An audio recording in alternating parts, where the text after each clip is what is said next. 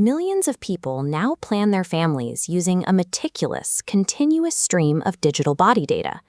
They log precise cycle days, scan ovulation tests, and track fractional daily shifts in their basal body temperature. Wearable hardware feeds this ecosystem, creating a sense of total biological visibility.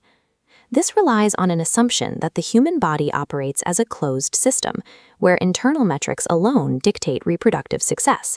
But scientists have recently discovered that the air we breathe directly penetrates the bloodstream to alter those internal metrics. Logging every internal data point accurately yields an incomplete picture if invisible, street-level pollution is simultaneously shifting your biological baseline. This environmental disruption starts at the cellular level, long before a monthly cycle begins or a couple attempts to conceive. This bar chart compares baseline anti-Müllerian hormone, a key marker of ovarian reserve, against rising levels of PM2.5 and nitrogen dioxide. As pollution exposure increases, the ovarian reserve marker drops in tandem.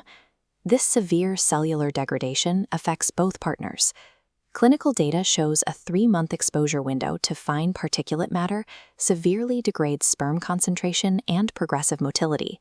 Pollution lowers the biological starting line for both partners before they even recognize there might be a problem.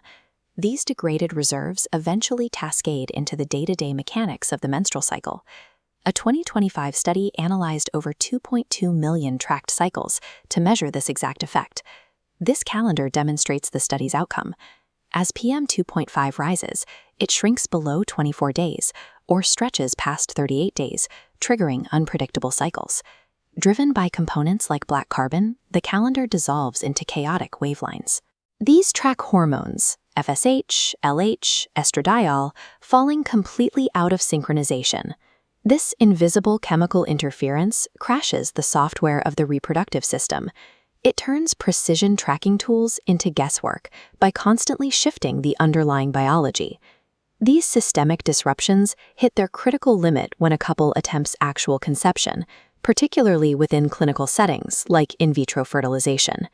In 2025, researchers tracked the specific PM2.5 exposure of IVF patients in the months immediately preceding their egg retrieval. Looking at this scatter plot, we compare IVF live birth rates across 4 quartiles of PM2.5 exposure.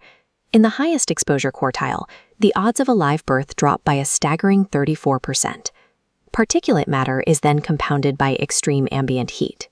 Spikes in ambient temperature independently reduce general fecundity, the probability of achieving pregnancy within a single cycle, while further compromising the success rates of embryo transfers. Even the most advanced, expensive clinical fertility treatments cannot out-engineer the chronic stress of a hostile external environment. The data establishes a new reality. Human fertility is an ecological issue, inextricably linked to the immediate outside world. Managing this requires abandoning generic citywide weather apps. Gauging actual risk requires hyperlocal, street-level exposure data. Pollutant density varies wildly from block to block. Living or commuting near a congested multi-lane highway subjects the body to a highly localized, intense concentration of combustion gases.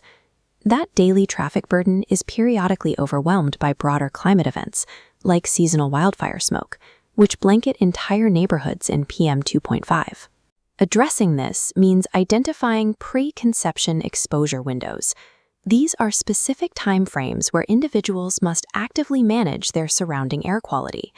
This translates to evidence-based mitigation, adjusting the timing of household ventilation, running indoor HEPA filtration during critical IVF windows, and actively rerouting daily commutes away from traffic corridors.